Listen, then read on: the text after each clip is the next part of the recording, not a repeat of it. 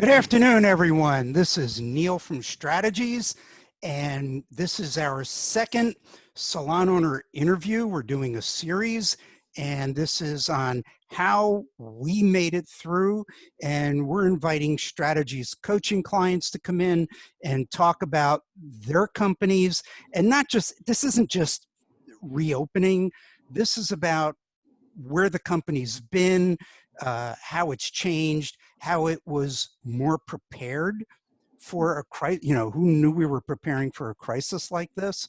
But it's how the company made it to the beginning of this crisis, made it through, and began that reopening process. And our special guest today is the one and only Lisa Cochran. You're so funny, Neil. Hey, I have, you know, why not? All right. Hi, Lisa. Welcome. Hey, thank you for having me. So, we've been together how long? I mean, as coaching. Well, I've had you longer than I've had a husband or two. So I'd say probably 06, maybe 06. 06. Yeah. Wow. Yeah. So where were you back in 06? I think you're, gosh. and the reason for Lisa to share her story and why I really want her to is the story and the journey that she came through it's inspiring all by itself, and it'll make a lot more sense to understand where her company was at going into this crisis and why it's coming out of this crisis in excellent shape. So, and actually that really extraordinary thing that happened since 2006 is you pretty much know how to use Excel. Well, don't go that far. Maybe. Maybe. Okay. So go back to the dark days, or as we like to call it, the fiery pit of hell, Grand Canyon. Yes, for sure. Okay. Good afternoon, y'all. Thank you for tuning in today. And if you don't have your pen and pencil, some paper, go ahead and grab that because you're going to need it. I'm going to give you some homework after we're through with this today. But I met Neil back probably 06, I would think. And it's when our business was terrible. We had tremendous IRS debt.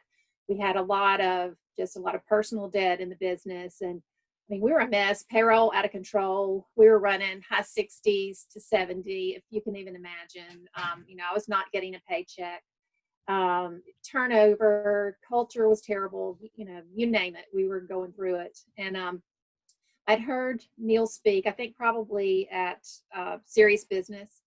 And, he talked about team-based pay, and I thought, oh God, it sounds great, but I'm afraid people would leave. And I just had so many fears around it. And Pat Hommendollar is a friend of mine, and she said, Lisa, we're in the situation you're in, you really need to go sit down and talk to Neil. And I remember we were already in a mess, and then we got hit by Hurricane Katrina, and we lost, we had a brand new building.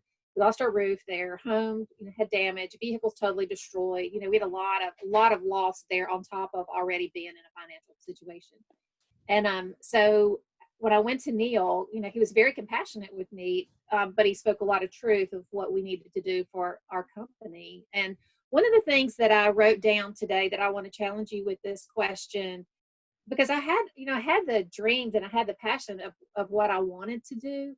But the question I want to ask you is, do you have the skills required to fulfill your goals?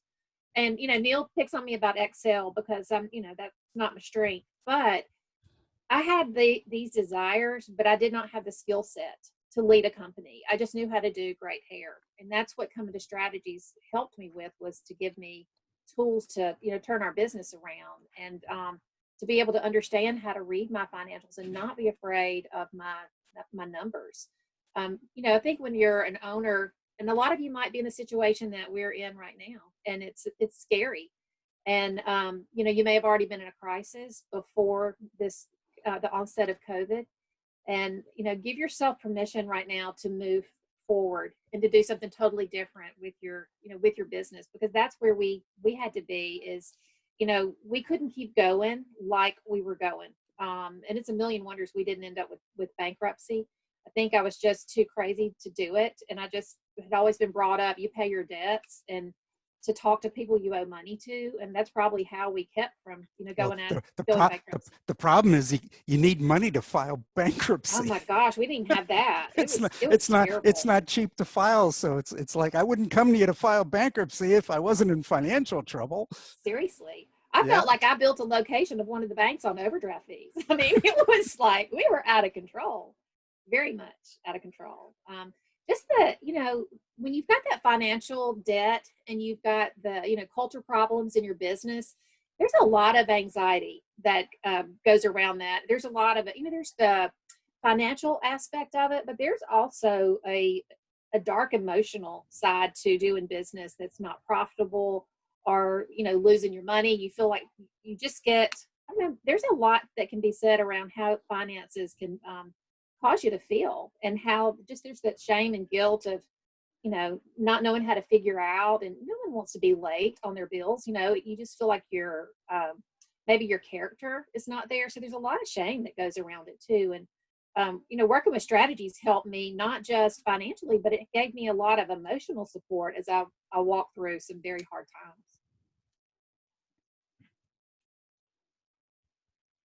You okay? You're first. Okay. You're first. I said I wasn't going to cry. You're I know. first. So we said one of us will cry today. And so just Man, to be that took very. 7 minutes. I know we're at 7 minutes. But anyway, just to be vulnerable with you, I even had a breakdown over this. Like I was hospitalized, and when you see me now, and most of you know me, and a lot of you know my story. I'm pretty animated. I like to have fun, but running a business that had been just in such a funk for so long, it took its toll on me, and I was hospitalized for almost a week. And I realized I should have been hospitalized. I should have just gone to incubator. It was a lot cheaper to get to incubator. And but I had to really learn the tools. And I'm a woman of faith, and I would just pray for that wisdom of like, help me get out of this. And I mean, that's really strategies has been a partner for me in my business to give me the tools. And I'd never heard of a cash flow plan. I didn't know anything. I'd always been a hairdresser, and when my business partner left, it put me in the position that, I had to learn how to manage and how to really learn how to budget and look at our expenses. And, the first year, I think, Neil, you may remember more about the numbers, but I think our very first year, when I came to strategies, I think it was either $167,000 loss, or either 100. I had a significant loss. Like it wasn't pretty. But the next year I had I think it was like a $47,000 profit. Like that's how quickly we turned it around. And it was because we got our payroll managed. We learned that we were being held hostage by big producers, and we weren't making any money off of them anyway. And when the fear of looking at numbers, when I was taught, like, this is how to look at the numbers, this is how to look at your cost per hour, and this is how to look at the profitability of my business, it gave me courage to make some decisions, to say, this business is not making money off this person, and they're mean. And so it gave me courage to even let some people go that needed to come off our team. They appeared to be great players if you looked at what they were bringing in, but the profitability was not healthy to the culture or the business. So, getting rid of your fear of numbers can do a lot for your courage and for running your business. I know I feel very different now in the position that we're in with savings and, in the situation that we're in right now. There's going to be it may not be a COVID. There's going to be another crisis. For me, when we were saving, we were thinking we were going to set, this is for a tornado or a hurricane. We never dreamed that we would have emergency savings for something like this. And I can tell you from someone that's, walked through, I mean, it took a while. It took us about 7 years to get everything paid off because, when you've got that type of debt, and it was, gosh, hundreds of thousands of dollars of debt. And I remember I was in San Francisco. We were doing an incubator there. Mhm. This had to be, I'll guess, 10, 12 years ago, Mhm. 15, maybe, I don't know, long time ago. And I get a text from you saying, today we finally did something I had always dreamed of doing, something like that. And I think you said you hit $10,000 in savings. Yes, I just sent you a picture of Yeah. it. Yeah. And it was, I don't remember the picture. I remember that text. And I remember stopping the class saying, hey, I just got this text, and, this woman's story is remarkable, but, I mean, there are a lot of owners that, hey, yeah, okay, they got money in the bank, but the one thing that we are fanatical about is, helping the people that we work with build cash reserves, Yes. because you don't know when it's going to hit the fan. Mhm. And we had a lot of it hit the fan Oh, two yeah. months. Oh, it's nothing like I've ever seen. And this is, I think, 30, I don't know, 36, 38 Mm. years. I've been doing this forever. But I've never seen anything that just shut us down.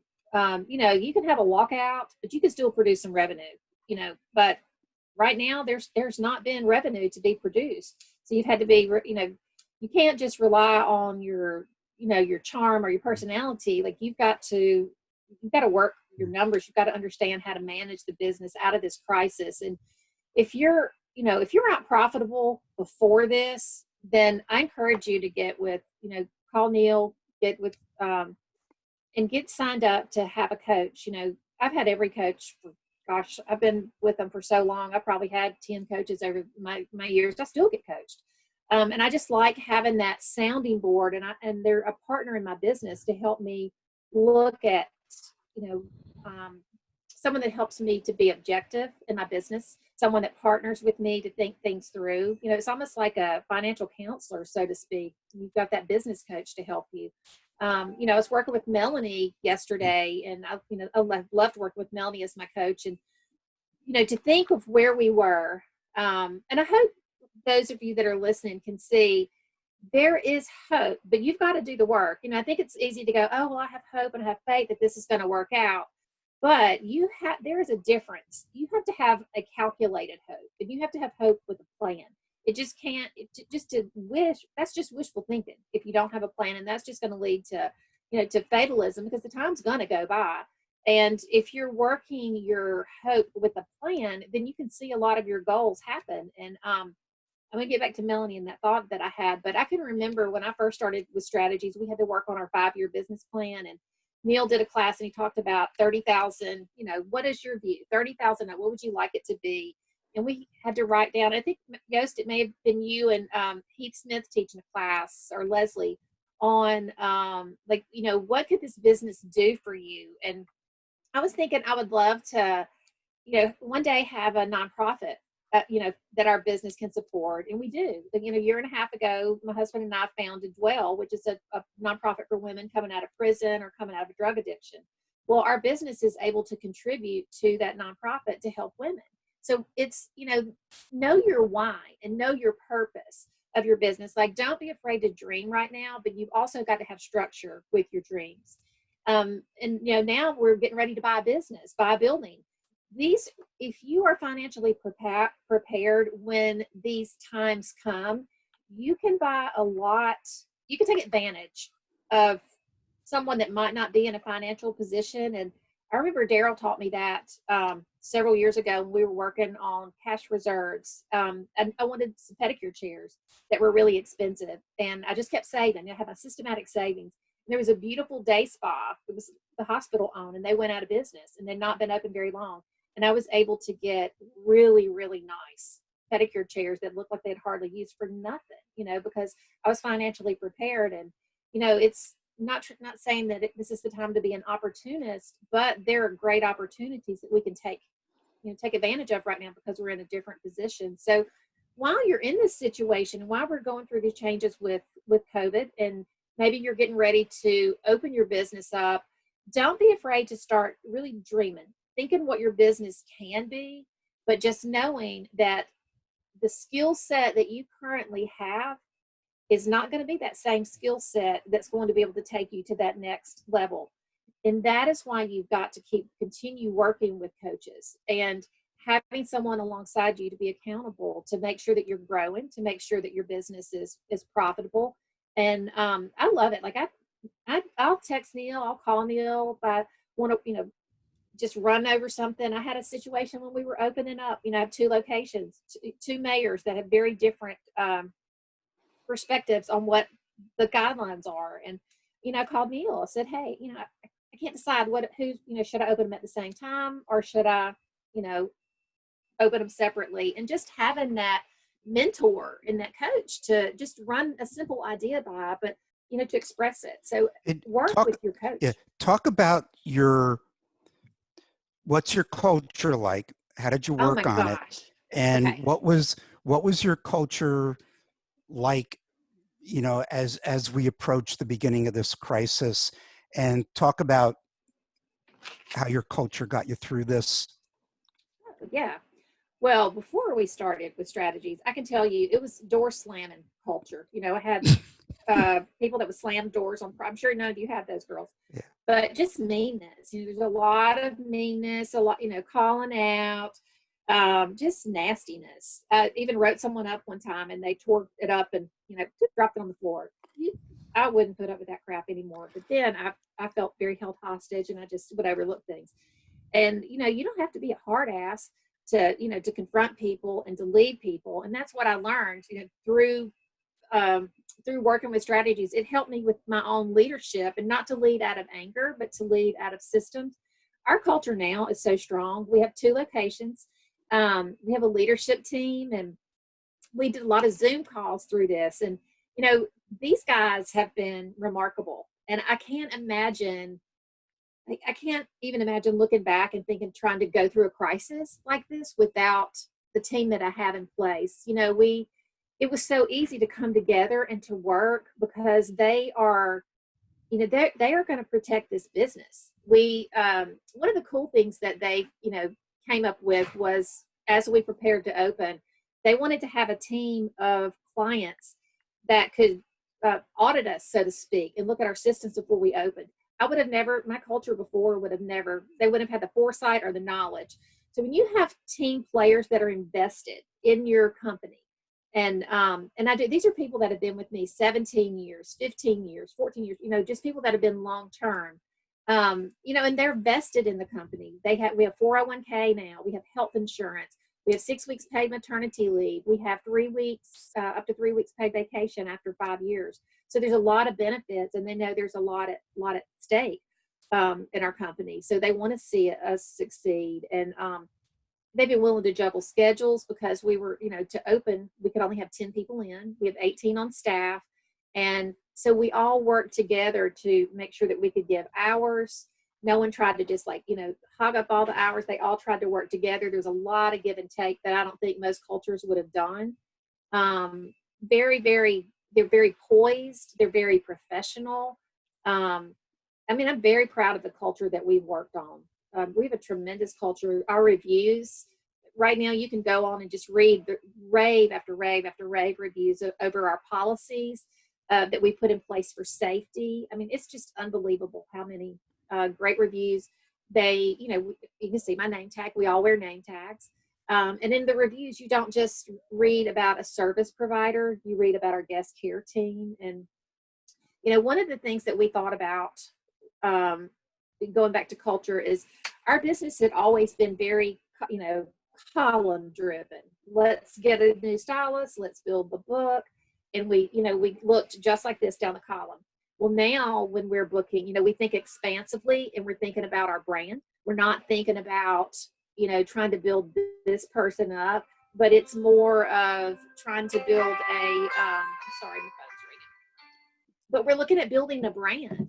So, again, while you're down, while you're dreaming, think about how your numbers are telling stories. We're hearing how employees are leaving. They're not coming back.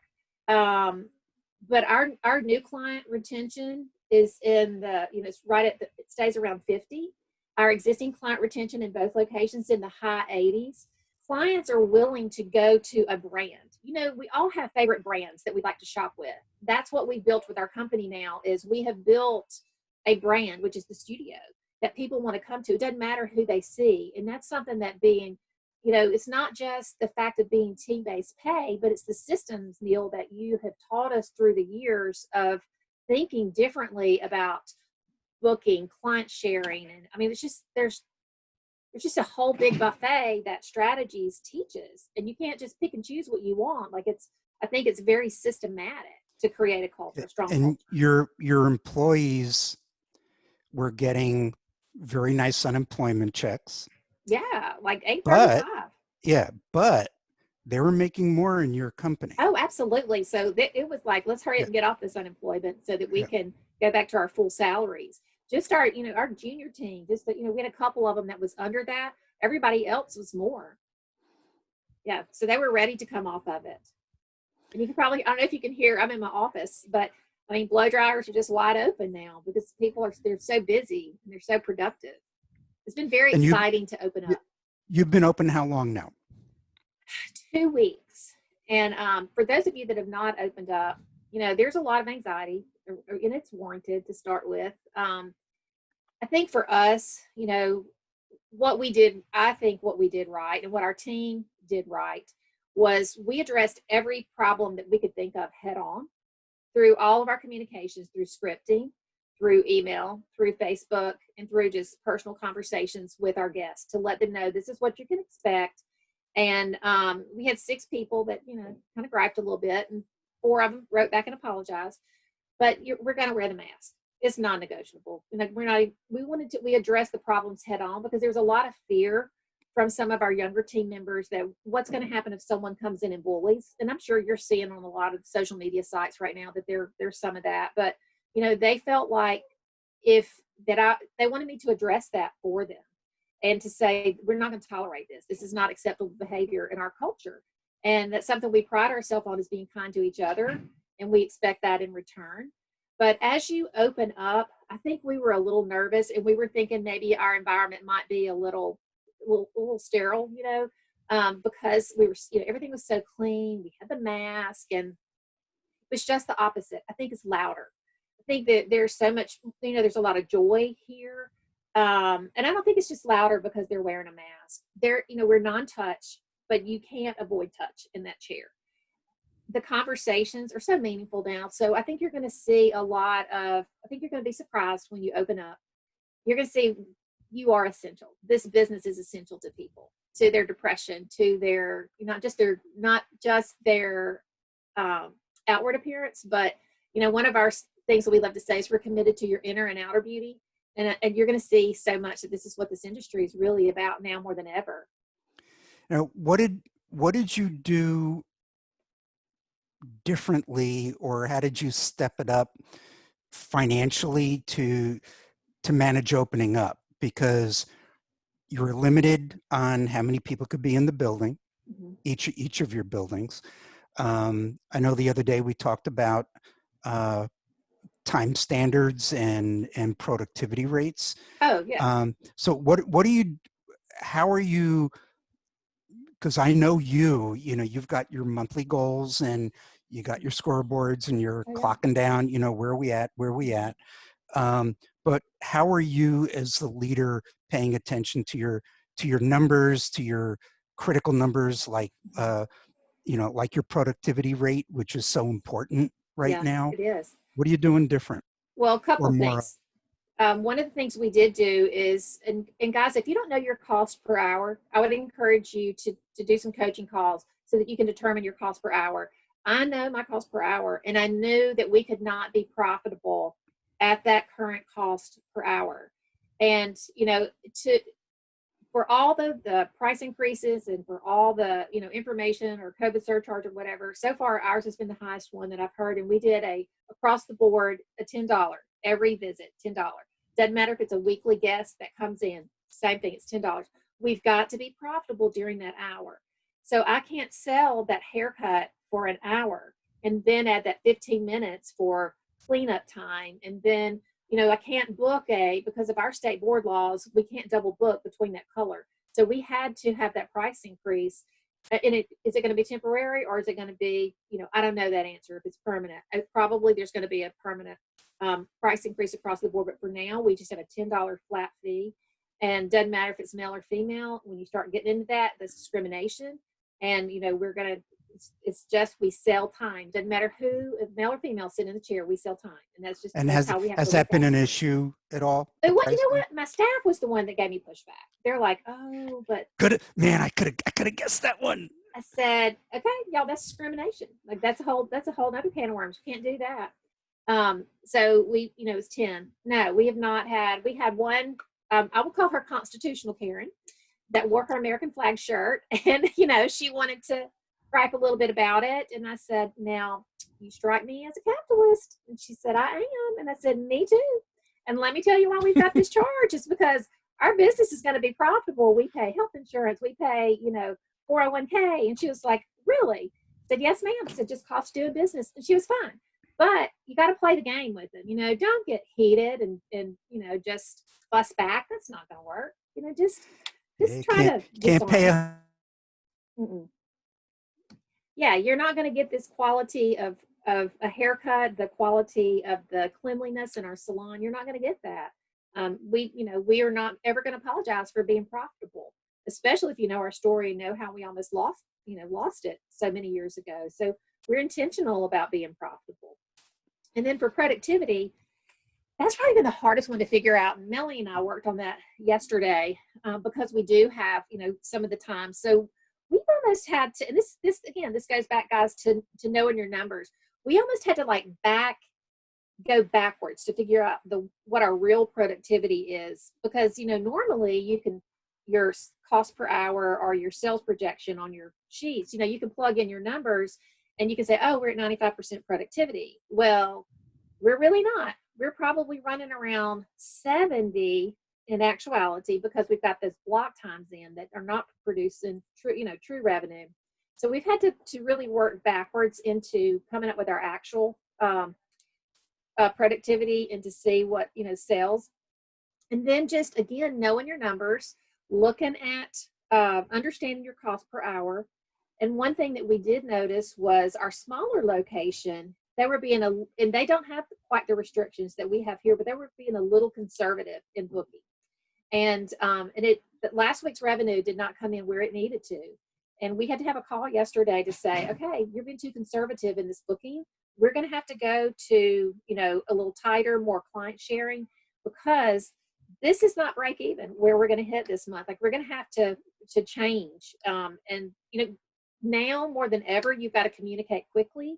You've got to stay on top of your numbers. And I told you yesterday when, we were doing our pre-call, I love the weekly cash flow plan. I love it. It's my favorite. And I know some of you might not like to do a cash flow plan, but I think you're really going to dig the 13-week one. And Dennis, if you just happen to be listening, I think you should go ahead and do a 52-week one. I don't think that's too much. You can figure it out. Just do it in quarter and do those tabs. I mean, you're the Excel whisperer. You can figure that out. But it's just one sec, Eric, if you would put the recovery.strategiescoaching.com, we created a free site that has a 13-week cash flow plan. And it also has a cost per hour calculator. So if you're not a coaching client, we're giving you some simple tools to use. Go there. You're going to have to, if it says not registered, because you're not, click not registered, get registered, remember your username and password, go back to recovery.strategiescoaching.com, watch the 2 videos, because it's the only way you're going to know how to work these spreadsheets, and go in and work on the spreadsheets. You have to work on them in the site. You can export them for printing only, but we made it really easy. You can't screw up the spreadsheets, but you got to watch the videos. They're like 12 minutes long that explain how to create a spreadsheet from a template and how to use it. But that's free, and we're going to keep that site going until people don't need it anymore. I hope this is a permanent thing. As a longtime customer. Well, the 13-week will stay. It's amazing. In the command center, we have a separate client portal that has tons of different spreadsheets that our clients work on, but this free site, we'll keep it until our budget says we can't afford to keep paying for an additional server. So if people are using it, we'll keep it going. And when it starts to fade away, we'll turn it off and wait for the phone calls to come in. I'll tell you what I like about it is I'm an interval worker, and I like to have concentrated work time because I can be a little ADD. So it's very, if I can sit No. down and I can do, I know, shocker. Yeah. I saw that face. But just doing that, going week by week, that it's my love language. Like I love it. It's so easy for me to focus and to really zone in on what's happening now. And y'all, we need to be in now, like looking at that money going out daily because, I had to buy barbicide, a stockpile because it's so hard to find. So when I could find something, I had to buy more than I normally would. So even my cost of doing business is, I'm going, some of our variable expenses, like our, professional supplies, it might run a little bit higher right now because I've had to stockpile some things and to find a certain type of glove. And so I've had to watch that money going out, and it's been a lot better to see it go out weekly.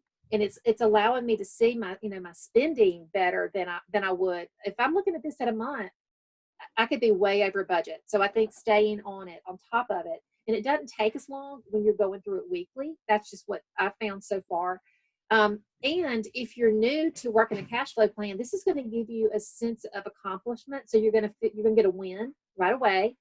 And then something else I wanted to just mention is, we didn't get to, 3 months of savings just because we had a good month and we were able to put it aside. It was systematic. And it started with $10 weekly. And then it became, we would pay something off, and then we would take that money and we would put it, it became a snowball effect to get, 3 months working capital and business expenses in our savings account. If you will start the discipline of doing just small savings systematically, it will give you a sense of confidence. And, it might not be COVID, it might not be a hurricane, it might be a dryer going out. You've got your money to buy a dryer, and it doesn't cause that, oh my gosh, where am I going to get the money from? You've got a small emergency fund sitting there. To help with for everyone to have a better mental picture, do you remember what the highest IRS debt that you owed? Do you remember what that number was? Other than huge? Like 350,000, wasn't it like $350,000? You did a fine job. Yeah. Owing IRS money. Oh yeah. And it took a number of years to pay off. Yes. That is hard money to pay off because of penalties, interest, and all the other nonsense. But I think you got on a first name basis with your IRS. Remember the flat irons? Oh yeah. And yeah. Christy? Yeah. And, but it even got to the point where, they worked out, there was still a little bit to go, and they worked out some forgiveness for you there, and even sent you some back. $98,000. Yeah.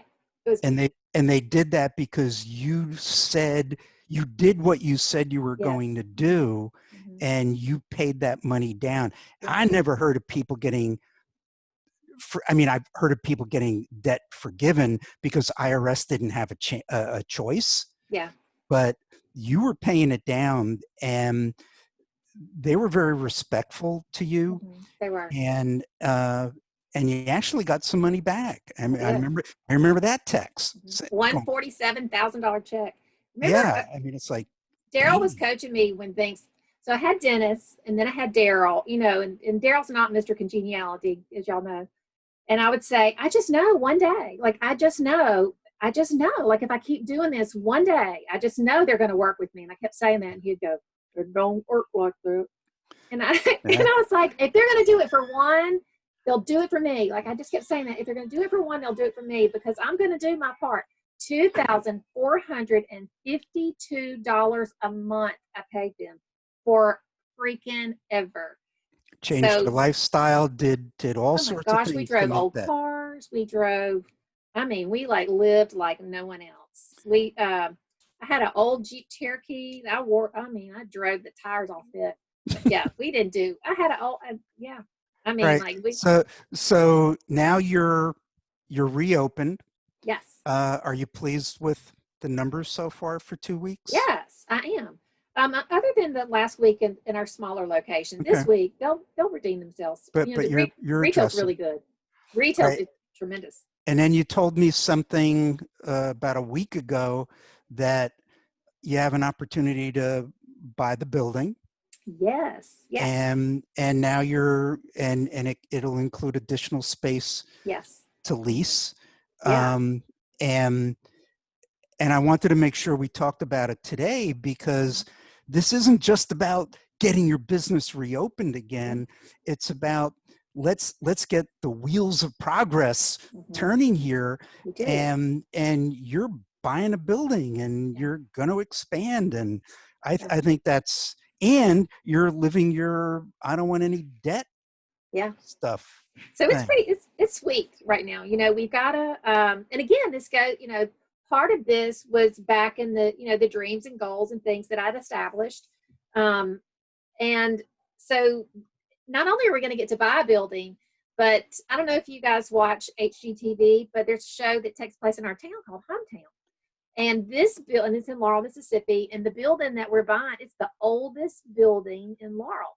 And it was built in 1882, and it's a kiln.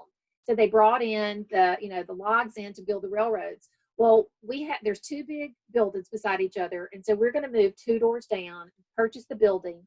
So I will have my, you know, our salon, and then the thrift store. We're going to have you know, for our girls that are coming, you know, coming out of jail, coming out of, you know, we're going to teach them skill sets. So we will be able to provide opportunities on the other side to have a thrift store so that we can give the women jobs, so that we can teach them and give them, you know, an opportunity to have good living wages and benefits to turn their lives around. So it's not just we're getting to buy, you know, a building, we're getting to buy a building that serves two big purposes, you know, and helps support That's Lisa. women. Yeah. That's So Lisa. So is that building in that opening scene on Hometown where they show Laurel, Mississippi? I mean, can you see it in the opening scene? Because we watch that show all the time. I'm going to be on there next season. Just stay tuned. Okay. Yeah. It's going to be it's to help some girls. Just, Okay. so, yeah. All right. Michael, any questions from the chat?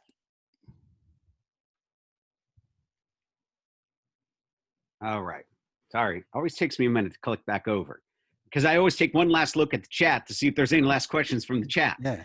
Um, so nothing in there at the moment, but I guess now would be a great time to say, listen, if you've got questions for Lisa or things you just, you know, need to know from her story, which is obviously amazing and powerful. So if you've got anything, put it in the chat now. I'll obviously take another look at it. But again, just, you know, a nice amount, just like even when we were talking the other day with your good friend, Sarah, Yes. Lisa, you know, again, just a lot of it's great to hear a story, a lot of love just for the fact of just, you know, what you're sharing. And just, again, it's relatable to all of us. And, you know, because regardless where we are, we can relate to where you have Yeah. been, the top of the mountain and the bottom of the valley kind of Yeah. thing. So Yeah. good stuff. So I will jump back over into the chat, and I'll pop back in if there happens to be anything to bring up. So. All right. So Lisa, Yes. any parting words that you'd like to share? And Well, Michael, see if you can come up with more questions, then you can give parting answers. I think here's just some questions that I wrote down that I thought, let's just leave you with this is really, do you have the skills required to fulfill your goals? If you don't have those, what are you going to do about it? Like, that's a homework. I always like to leave things with a charge. And then how often are you zoning out instead of dreaming? You know, what do you do? Are you trying to escape reality rather than coming up with a system to help you have a better reality? And then, you know, what limitations are you facing that's keeping you from achieving your goal? if it's, to me, it was financial literacy. You know, I knew how to do great hair, but I wasn't, I wasn't smart about running a business. And now, I feel like I've, gone through the university of adversity, gave me the, the skill set and the knowledge that I have right now that I got through strategies. And, don't be afraid and don't think you can't afford it, because you can't afford not to go through something like this. All right, Mike, what do you got? That was quick. It was quick. Well, I mean, there was something in there. That and the fact that I just love. Did you just say the University of Adversity? That's awesome. Yes, you did. That's great. I love that. I got to write that down. Well, I'm stealing that. So when I use it in a class, I'd be like, I don't know where I heard that from, but that was awesome. But there was a question in there. And the question was, and this is just for now, that really the reason is you've reopened. You mentioned the COVID charge and things like that. And there's just a question around, just if you could just share, if you could kind of encapsulate the language that you guys as a company are using when it came to the verbiage and language that you use when you're talking with the customer. Okay. So we just have we have our procedures of how we do it. And again, like I said, you got to communicate it 4 ways. So we send it out, and we, in an email, we have it on our social media. And we just said that we have a $10 COVID fee. We didn't go into details or, what we were using it for. It's just a cost of doing business. But when we're checking in curbside, if anyone has a question about it, we answer it. And we say, this is what it's for. It's for the cost of doing business and the cost that we've incurred through, we were down for 9 weeks. We've had a lot of supplies, and we just answer it if anybody has a question. And we've had about 3 people. That's it. But don't dodge it. Don't skirt it. This isn't the time right now to lose money. You've got to be profitable through this now more than ever. Things are very different, and money's going to be very different. And so we've got to be prepared, and you've got to save. You've got to find a way to save. And this was a way that we could offset some of those expenses that we've incurred. And we got our payroll protection loan. We got the other loan, but still in all, that's not what that was used for. So I have to make sure my cost that I'm generating per hour is going to make my business sustainable and profitable.